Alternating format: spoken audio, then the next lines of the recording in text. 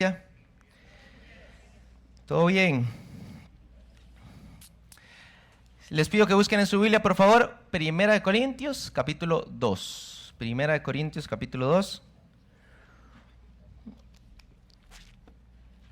Esto es una continuación de, yo sé que suena un poco obvio, pero de Primera de Corintios, capítulo 1, en el sentido de que es un refuerzo de los temas que vimos en el capítulo 1 y el apóstol Pablo suele hacer eso. Él se extiende un poco en explicar las razones y la base que va a fundamentar los argumentos que va a utilizar más adelante para dar respuesta a las consultas que tenían, en este caso los corintios, o explicarles algún tema del evangelio, alguna doctrina. Entonces es importante tomar este espacio de los primeros capítulos de Corintios porque es más adelante, como hasta el capítulo 8, capítulo 9, donde el apóstol Pablo realmente empieza a responder las preguntas que ellos tenían, pero al inicio él empieza a sentar la base de cómo vamos a llegar a esas respuestas. Y quisiera ponerlos en contexto si ustedes no han venido a las dos charlas anteriores acerca de Primera de Corintios, ponerlos un poco en contexto de qué era Corintios y qué pasaba en esa ciudad.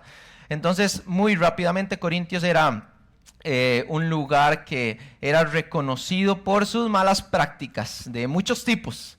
Y era así porque en ese lugar había gente muy adinerada, y la razón por la que había gente muy adinerada era porque cuando venían los barcos y querían llegar a iban hacia otro lugar y de paso estaba Corinto, y entonces resulta que darle la vuelta a Corinto en mar era muy peligroso.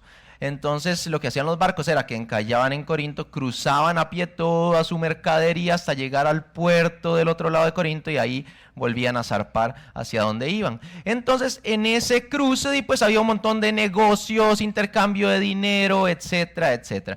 Y en Corintio la mayoría de la población eran exgriegos, porque esta era la capital del imperio griego que fue tomado por el imperio romano. Entonces había muchos griegos que eran reconocidos por su capacidad de razonar, de filosofar, por su intelecto, adoraban muchos dioses y había un templo especial en Corintio que era reconocido por su impureza sexual, tenía prostitutas, que algunas referencias bíblicas dicen que habían hasta 1000 prostitutas en ese templo, y entonces Corinto se volvió una expresión natural de la gente que hacía lo malo. Entonces yo no sé cómo conjugar eso, pero era corintizar. Era cuando usted estaba perdido, lo más perdido de todo, ¿verdad? Entonces Corintio era utilizado como cuando alguien estaba desbocado en sus deseos, en sus pasiones, y entonces estaba en contra de Dios. Entonces eso es el contexto de Corintios. Y adivinen qué, allí en ese lugar hay una iglesia. Eso es lo maravilloso del Señor. Había una iglesia ahí llena de griegos y llena de hebreos. Entonces, imagínense que esas son siempre las cartas, ¿verdad?, del Nuevo Testamento. Es esta dificultad en la comunión. Es lo difícil de entender que todos venimos de contextos diferentes, con ideas diferentes, nos han formado diferente y tenemos todos nosotros que dar nuestro granito de arena en la comunión, que es compleja. Entonces el apóstol Pablo va a abordar en parte esto durante su carta a los Corintios, y como sucede en todas las enseñanzas del evangelio, el apóstol Pablo los motiva a ellos a permanecer, porque permanecer es lo que hemos sido llamados, a permanecer en Dios, a permanecer en la vid. Recuerda Juan capítulo 15, a permanecer en Él, porque separados de Él no podemos hacer nada. Y entonces hay una lucha feroz por su alma y por la mía, y entonces el apóstol Pablo los motiva a animarse y, cuando sea necesario, a corregirse, reflejándose en la palabra de Dios y ver qué cosas tengo que cambiar en mi vida para ser un reflejo digno del evangelio que quiero anunciar. Así que el mensaje de hoy en 1 Corintios capítulo 2 tiene la intención de enseñarnos qué es lo verdaderamente importante al momento de yo predicar las buenas noticias. Y por predicar las buenas noticias no me estoy refiriendo al predicador. ¿Adivina a quién me estoy refiriendo? A usted. Usted tiene que predicar las buenas noticias. ¿Okay? Así que no piense en esto en una enseñanza para el que hace oratoria o para que él predica los domingos. Nosotros los cristianos estamos en misión con Jesús, y su misión es enseñarle a los demás las maravillas que usted ha descubierto. Así que esto es para todos, y si hay alguien acá que no ha tenido el privilegio de conocer al Señor y decir, Señor, yo quiero servirte con todo mi ser y con toda mi alma y todo mi tiempo y todos mis recursos, entonces el mensaje de hoy es para que usted pueda entender qué es lo principal del Evangelio, qué es lo que realmente importa, qué es la esencia de este Evangelio que nosotros enseñamos. Así que vamos a orar para empezar. Señor, nos ponemos delante de ti esta mañana. Tú eres, Señor, la razón por la que estamos acá. Eres tú, Señor. Yo no he venido por el show, si es que hay, no he venido por el predicador, Señor, no he venido a ninguna otra cosa más que estar contigo. Es mi momento de estar contigo, Señor, así como lo estoy cuando nadie me ve. También hoy he venido a estar contigo, a adorarte, a prestar atención a tu palabra y con humildad pedir, Señor, que tu Espíritu Santo transforme mi vida, mi forma de ver las cosas y me acerque, Señor, a sentir lo que tú sientes, a pensar lo que tú piensas, Señor, a actuar como tú actúas. Te lo pedimos, Señor, esta mañana, así en el nombre de Jesús. Amén. Lo primero que vamos a hablar hoy es una sola cosa, es decir, lo que es verdaderamente importante al momento de hablar de las buenas noticias que estamos enseñando. El Evangelio significa buenas noticias. Entonces, estas buenas noticias, ¿cómo las enseñamos? ¿Cómo le digo yo a alguien? Si le hicieran esta pregunta, ¿qué es lo que usted le tiene que decir a alguien que quiere conocer al Señor? Eso es lo que vamos a responder. Yo me hice cristiano cuando tenía como 17 años. Y por ahí de los 18, 19 fue la primera vez que yo enseñé en la iglesia. ¿Okay? Entonces, estaba muy asustado. Yo era igual de guapo y tierno, pero estaba muy asustado, ¿verdad? Y entonces me tocaba enseñar en la iglesia. Y resulta que, ahora que yo lo veo, digo, el riesgo que tomó mi pastor, que ahora está celebrando ya con el Señor, y él tomó el riesgo de poner a algunos jóvenes que él creía que el Señor los iba a usar a tomar posiciones que eran difíciles. Entonces yo me empecé a hacer esta pregunta cuando me tocaba enseñar, ¿verdad? ¿Qué es lo que realmente importa? Y entonces me dieron un montón de consejos, un montón. Y aquí los apunté, algunos de los que me dieron, para que usted, por aquello que quiera clases, aquí las pueda anotar. Lo primero me dijeron, porque mi mamá siempre ha dicho que yo hablo con una papa en la boca, entonces me dijeron que tenía que pronunciar bien, ¿verdad? Que tenía que abrir bien la boca. Y es algo que todavía me cuesta, pero yo practico mucho. Si ustedes casi nunca me ven, porque cuando yo enseño estoy allá atrás, y entonces yo siempre estoy haciendo ademanes para, digamos, yo estoy haciendo, estirando. Ustedes parecen que es broma, pero es verdad. Me pongo un lápiz entre la boca e intento decir 3 tristes tigres, ¿verdad? Bueno, ni sin lápiz lo digo bien, ¿verdad? O sea, intento hacer cosas para pronunciar mejor. Y George, que es mi amigo, siempre me dice, usted abra, para eso tiene esa gaveta, siempre me dice eso, ¿verdad? Ábrala bien para que se entienda lo que dice, porque a veces es difícil.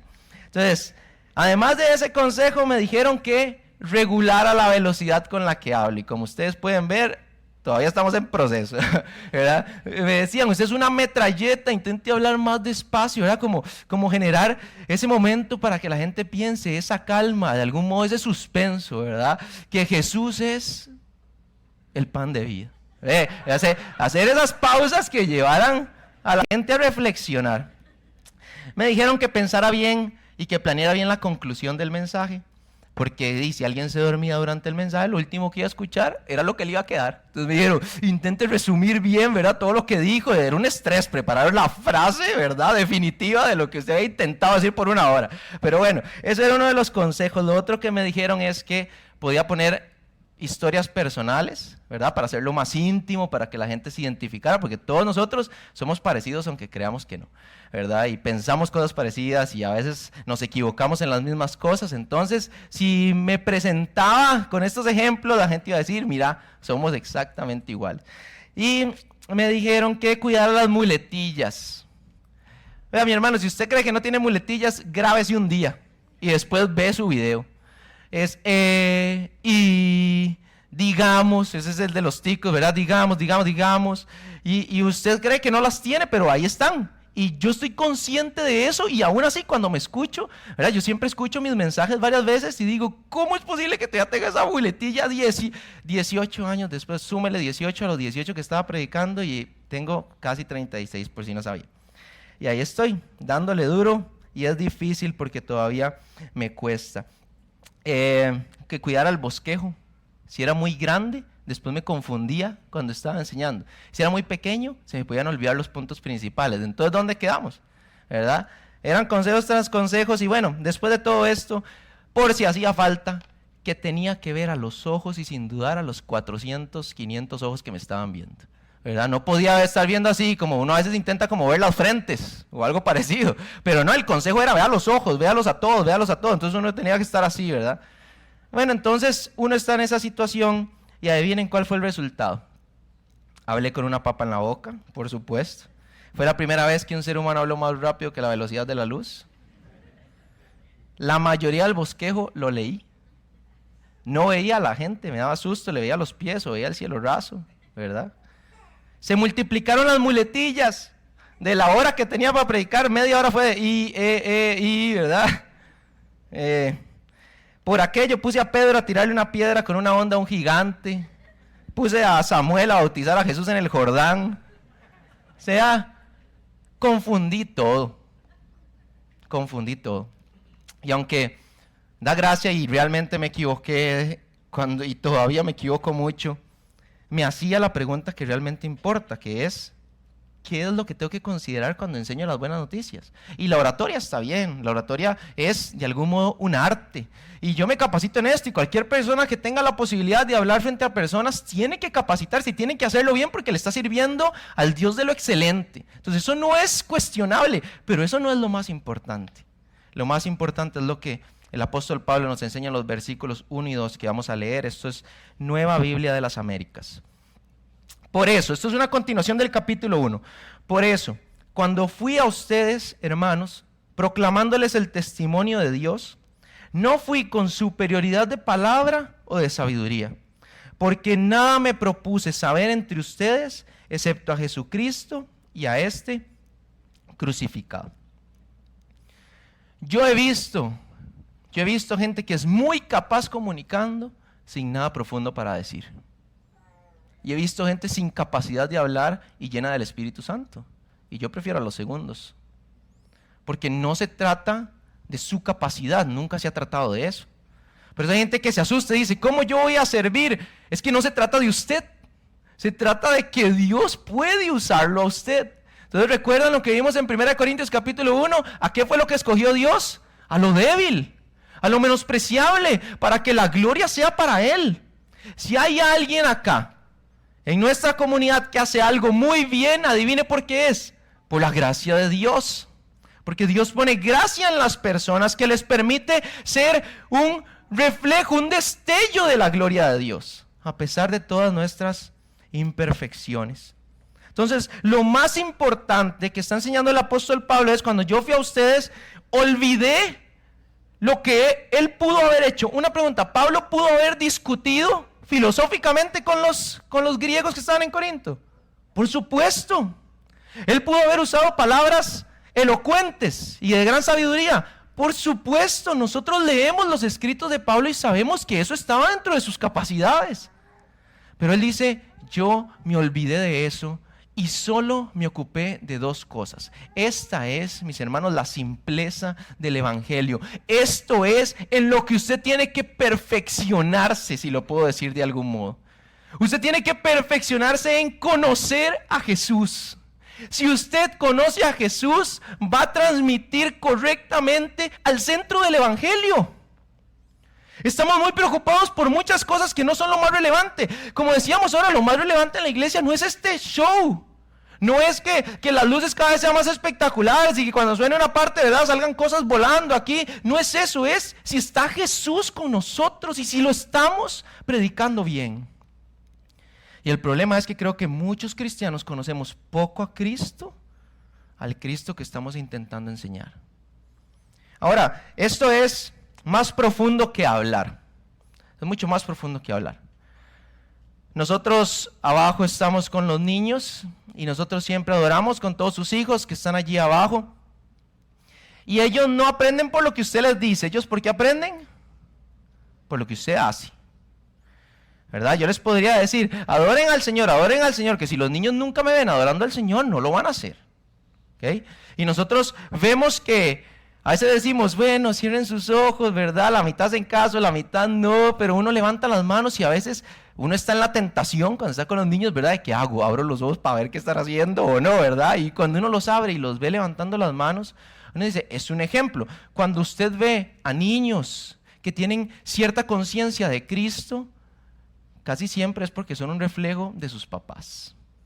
Entonces, si ellos no tienen una conciencia de Cristo, es porque seguramente usted, mi hermano y mi hermana, no se parece a Jesús.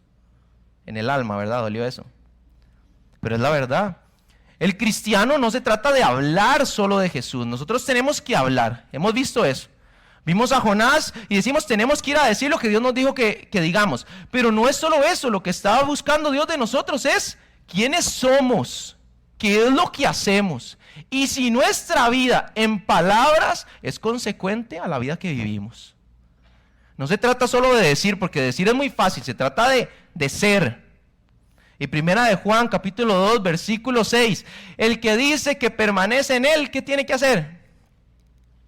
¿No se lo saben? Andar como él anduvo.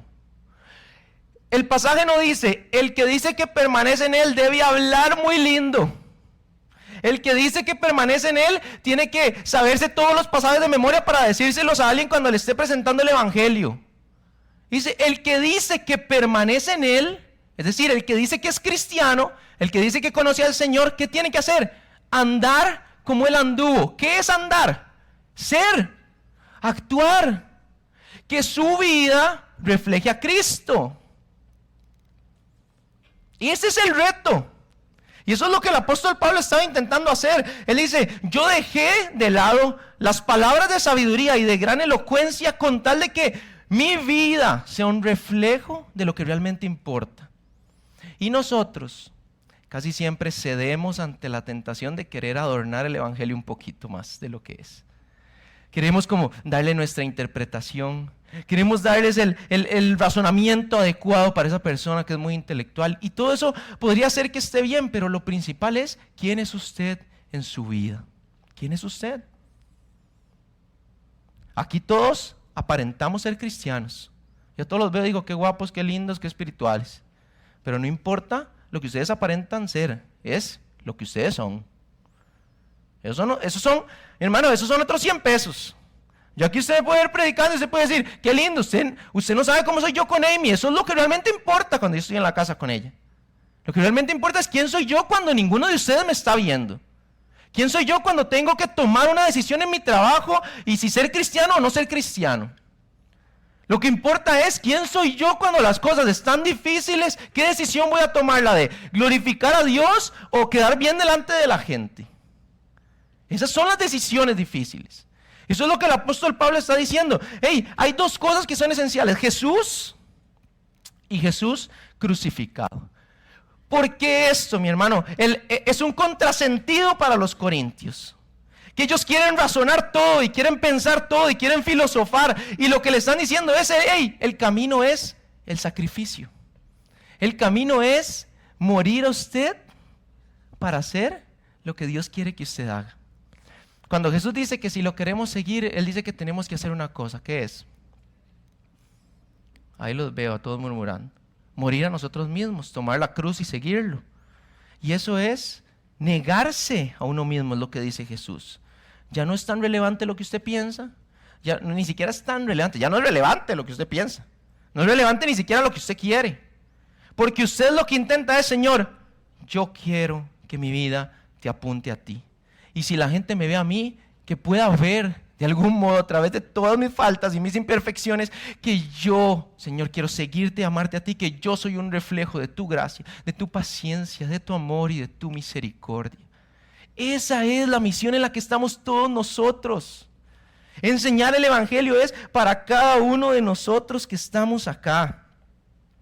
Y eso es lo que realmente importa. Cuando John Piper, que es un predicador famoso, habla de este tema, él dice, Dios nos libró del infierno, pero no de crucificar a nuestro ser y sus deseos.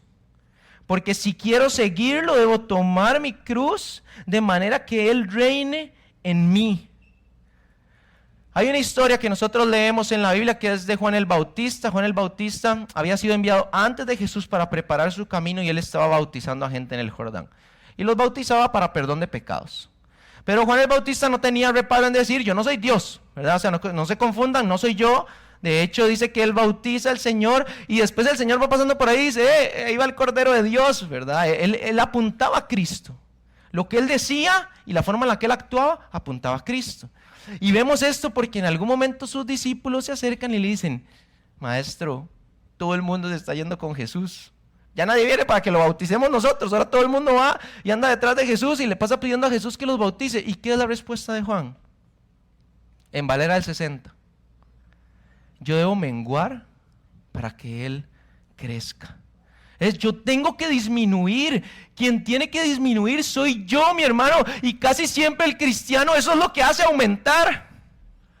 Pensar solo en usted, pensar que quiere Dios darme a mí. Es siempre, Señor, cumple las peticiones de mi corazón, ¿verdad? Lo que yo quiero, lo que yo deseo.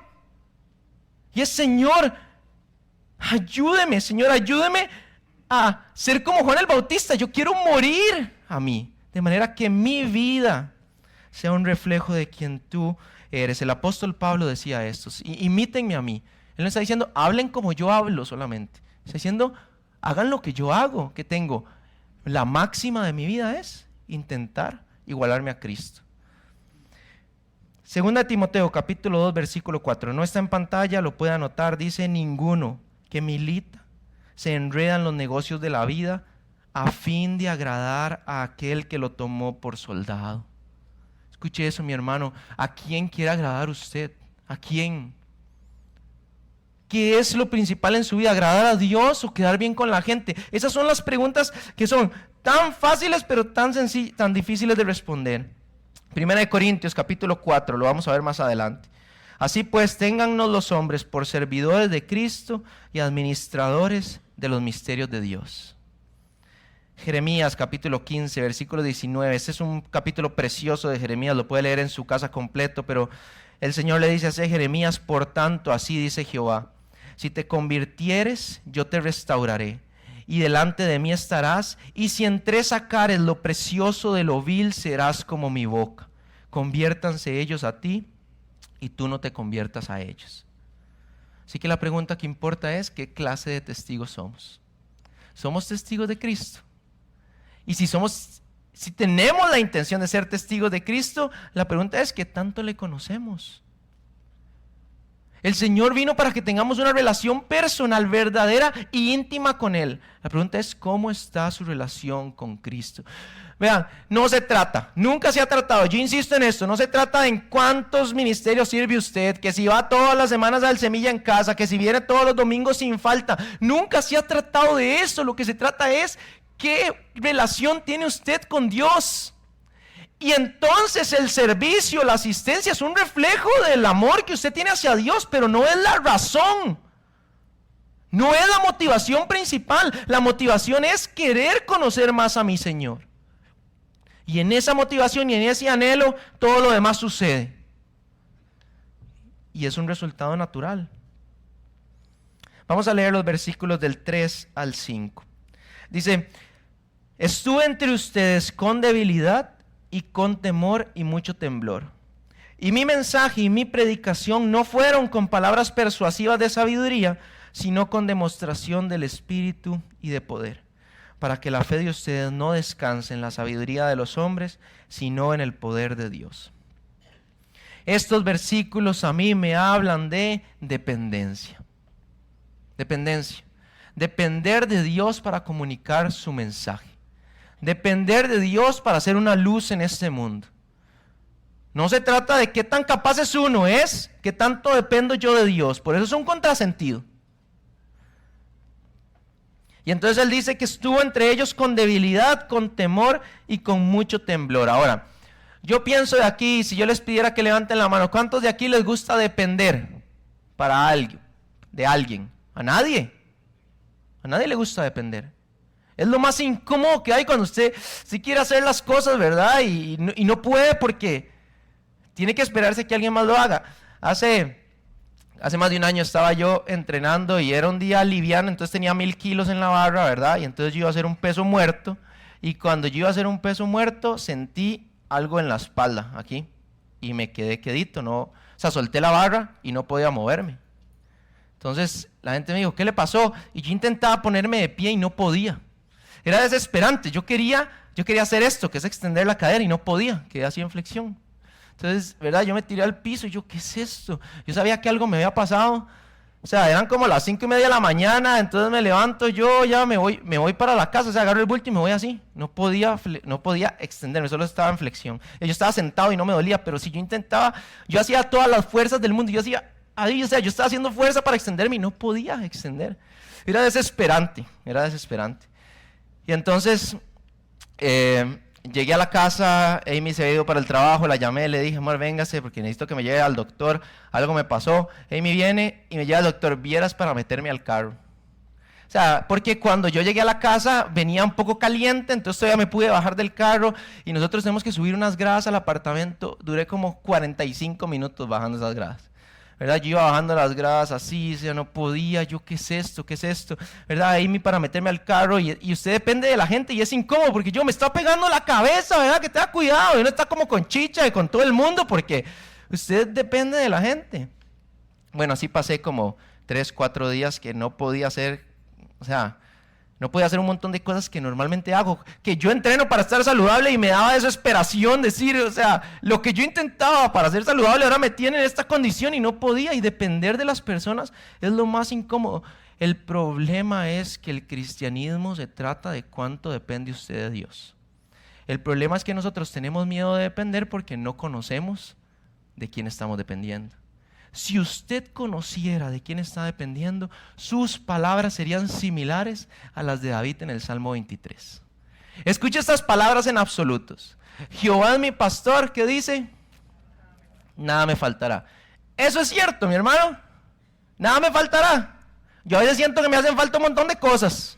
Un montón. Pero cuando David habla, él dice un absoluto. Nada me falta. Y eso es porque él sabe quién es su pastor. Yo podría aquí tomar mucho tiempo, y un día lo vamos a hacer, para hablar de las ovejas. La Biblia nos compara a nosotros con ovejas. ¿Y sabe por qué es? Porque las ovejas son el animal más inútil que hay en el mundo. Por aquello, y los quiero mucho, ¿verdad? Es lo más inútil que hay. ¿Usted sabía que si una oveja queda con las patas para arriba se puede morir porque no se puede dar la vuelta?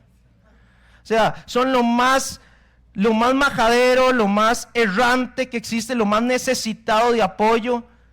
Y entonces cuando David se compara a sí mismo con una oveja, porque él era pastor de ovejas, él dice, si el Señor es mi pastor, una oveja no puede echarse a dormir si no ha comido o no sabe si le van a alimentar.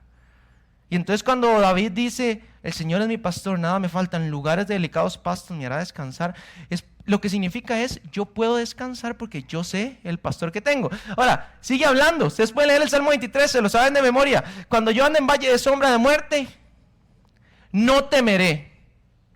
Hermano, ¿quién no teme cuando va en el valle de sombra de muerte? El que sabe que el pastor que va a su lado, su vara y su cayado, le infundirán aliento. Siempre en el cristianismo, lo que dice la Biblia es verdad. El problema es que nosotros no conocemos de verdad a Dios.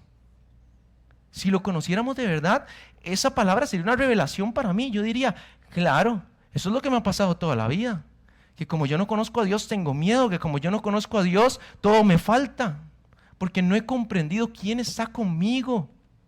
No he aprendido a depender de que Él va a tener cuidado de mí en las circunstancias más difíciles de todas y en las otras también. Que Él ha prometido estar acá. Ahora, el apóstol Pablo dice que él se presenta de varias maneras ante los corintios. La primera es con debilidad. Nosotros no podemos asegurar completamente qué quiere decir el apóstol Pablo sobre esto, pero podría ser, cuando usted lee en primera, segunda de Corintios y Gálatas, que quizás el apóstol Pablo tenía alguna enfermedad. Quizás algo crónico, que su aspecto no era imponente. Recuérdense que después en 1 Corintios lo vamos a ver, que ellos le escriben, y cuando le escribieron la carta le dijeron, apóstol, usted por cartas, ¿verdad? Es una eminencia y es un puro susto, porque usted le pasa diciendo a uno que haga esto y que haga lo otro, pero cuando está de frente su presencia no impresiona.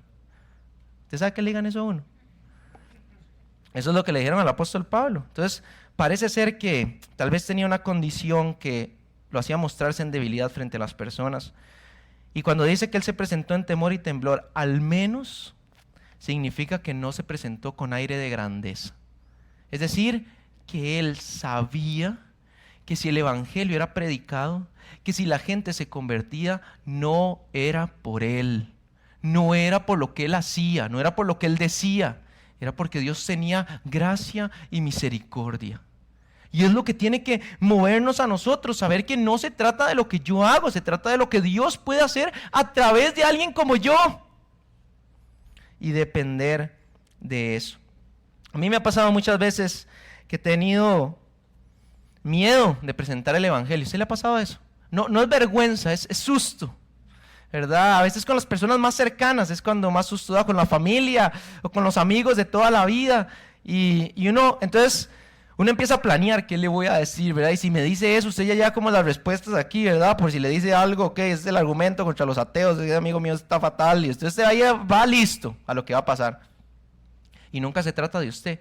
Mateo capítulo 24, de mis pasajes favoritos, de los más feos, de los más bonitos. Es de los más feos porque Jesús le está diciendo a sus discípulos que les va a ir feo. Le está diciendo a sus discípulos, hey, o sea, el papá se va a agarrar con el hijo, la hija se va a agarrar con la mamá, sus amigos que usted creía que eran sus amigos lo van a denunciar y los van a llevar a las cárceles por ser cristianos. ¿Ok? Esa es la introducción del pasaje 24, ¿verdad? Nada lindo. Y entonces él les dice, y en algún momento ustedes van a ser llevados ante los tribunales. Mi hermano, cuando yo voy a hacer alguna charla en el trabajo, o cuando yo preparo este mensaje, pues yo estoy preparándolo mucho. Lo practico mucho porque quiero decirlo bien, porque tengo el deseo de comunicar correctamente lo que tengo que comunicar. O sea, nadie de ustedes está en una presentación importante del trabajo y dice, bueno, ahí llego y ahí veo qué hago. No, usted se prepara, usted está planeando, usted está pensando qué voy a decir. Eso es lo normal en nosotros porque queremos tener el control. Y si usted tiene el control, usted está bien. Usted se siente seguro. Pero resulta que Jesús lo que le dice es, les va a ir feo, ¿verdad? Ya les anunció que los van a meter a la cárcel, que los van a azotar, que les va a ir feo. Y les dice, y cuando los lleven al tribunal, ni siquiera planeen lo que van a decir. ¿Cómo Jesús les va a decir eso? Ni siquiera piense cómo va a predicar el evangelio. Porque el Espíritu de Dios les va a dar las palabras que ustedes tienen que hablar. Si yo veo ese pasaje, yo digo, yo todavía me falta depender más. Me falta depender más. Me falta depender en esta obra del Espíritu Santo que quiere usarme y Él quiere hacerlo y que no tiene que ver con lo que yo pueda hacer. Tiene que ver con que Él quiere obrar en mi vida. Que entre más disminuya yo, más espacio le doy a Dios para predicar el Evangelio a través de mi vida. Y eso es lo que yo deseo. Y eso es lo que el apóstol Pablo está diciendo. Él renunció de algún modo al show intelectual. Él renunció a filosofar con ellos, a razonar con ellos para únicamente presentarles lo que importaba, que era el Señor Jesús solamente y depender de Él. En Juan, en el capítulo 15, en el versículo 5, este es cuando Jesús habla acerca de permanecer en Él. Es una nueva traducción viviente que está en la pantalla. Dice, ciertamente yo soy la vid y ustedes son las ramas. Los que permanecen en mí y yo en ellos producirán mucho fruto, porque separados de mí no pueden hacer nada. Las noticias que los cristianos quieren hacer de todo sin estar pegados a la vid. Es el problema. El problema es que la gente anda haciendo de todo, pero no está pegada a la vid, porque si estuviera pegada a la vid, conocería quién es la vid. Su vida sería un reflejo de quién es la vid, y entonces sería fácil ser ramas que den mucho fruto. Pero el problema es que creemos que podemos hacer todo sin Dios, y el pasaje dice, no pueden hacer nada. Hermano, nada que valga la pena, nada que esté sembrando tesoros en el cielo, es por su capacidad. Es solo si usted está pegado a Jesús. Así que lo que el apóstol Pablo dice es, yo vine y les prediqué a Jesús y a este crucificado. Y entonces muestra cómo él decidió depender y que tenemos ejemplo en Jesús acerca de depender del Padre. Una cuestión más, y es que el apóstol Pablo en estos pasajes dice que él fue con demostración del Espíritu y de poder. Yo quisiera que usted apunte ahí para que lo revise, 1 Corintios capítulo 1, versículo 24, porque recuérdense que esta es la misma charla. Nosotros en la Biblia lo tenemos separado por capítulos, pero el apóstol Pablo viene hablando en una carta corrida. Y en 1 Corintios capítulo 1, versículo 24, el apóstol Pablo lo que está concluyendo es: Jesús es la sabiduría y el poder de Dios. Eso es lo que dice el apóstol Pablo. ¿Okay? Entonces, aunque seguramente el apóstol Pablo operó milagros, porque nosotros vemos en la vida del apóstol Pablo, en el libro de los Hechos, cómo el Señor lo utilizaba para hacer milagros increíbles. Lo que realmente él está diciendo en esta parte del pasaje es el poder y la sabiduría de Dios. La forma en la que yo predico es predicar de Cristo. Si yo predico a Jesús con mis palabras y con mi vida, eso es el poder del Espíritu y el poder de Dios. Dígame, ¿qué más poderoso? ¿Qué más poder de Dios que ver a alguien imperfecto como usted y como yo ser un reflejo de Cristo? Eso es el poder de Dios, que tomó a lo débil y a menospreciado del mundo y los está haciendo luz. Eso es lo maravilloso del Evangelio. Que usted y yo no somos capaces, ni somos los más cargas, ni somos la última chupada del mango, ni la última Coca-Cola del desierto. Sino que el Señor en su misericordia quiere usarnos, porque Cristo es el poder y la sabiduría de Dios. Si el cristianismo de cualquier otra persona depende de usted y de mí, estamos fritos. Estamos fritos, porque usted y yo no somos el estándar es Jesús. Al que estamos apuntando es a Cristo. Él es a quien estamos viendo. Él es en el que está puesta nuestra mirada, porque Él es el autor y el consumador de la fe. Y vamos a finalizar para leer del versículo 6 al versículo 10. Recuerden, este es un pensamiento que el apóstol trae desde el capítulo 1, que tiene que ver con que Jesús es la sabiduría y el poder de Dios. Dice: sin embargo, hablamos sabiduría entre los que han alcanzado madurez, pero una sabiduría no de este siglo, ni de los gobernantes de este siglo que van desapareciendo, sino que hablamos sabiduría de Dios en misterio. La sabiduría oculta que, desde antes de los siglos, Dios predestinó para nuestra gloria. Esta sabiduría que ninguno de los gobernantes de este siglo ha entendido, porque si la hubieran entendido no habrían crucificado al Señor de gloria. Sino como está escrito: cosas que ojo no vio, ni oído yo, ni han entrado al corazón del hombre, son las cosas que Dios ha preparado para los que le aman. Pero Dios nos las reveló por medio del Espíritu, porque el Espíritu todo lo escudriña, aún las profundidades de Dios. Este es el contrasentido del Evangelio, que la sabiduría de Dios está expresada en Jesús. ¿Por qué es que esto es contrario? Porque nosotros tenemos ideas del mundo acerca del éxito, acerca de lo que debería ser alguien con sentido común, y lo que pasa en el Evangelio no va con el sentido común. Es Jesús, que es Dios, hecho carne, viniendo a morir en una cruz por los que no les importaba a Él. ¿Verdad? Isaías capítulo 53 va como una oveja en silencio al matadero, y la gente dice que lo veía y giraba la cabeza y no había belleza en Él. La gente lo despreciaba. Es un contrasentido que Él, siendo Dios, haya venido a morir por usted y por mí. El justo, esas son las frases del Evangelio que deberían golpearnos y hacernos entender: el justo por los injustos. El que nunca pecó, hecho pecado. Eso no tiene sentido. Porque usted y yo hemos sido enseñados ¿verdad? Hay que darle lo que cada quien se merece. Y si este me hizo mal, hay que devolverle mal. Pero el contrasentido del Evangelio es que hay una salvación que es gratuita si usted cree, que no tiene que ver con sus méritos. Y por eso el capítulo 1 de Corintios dice: esto es locura. Esto es locura para el que se pierde. No lo puede entender porque nunca se ha tratado, recuerdes el contexto de los Corintios, nunca se ha tratado de querer razonar el Evangelio.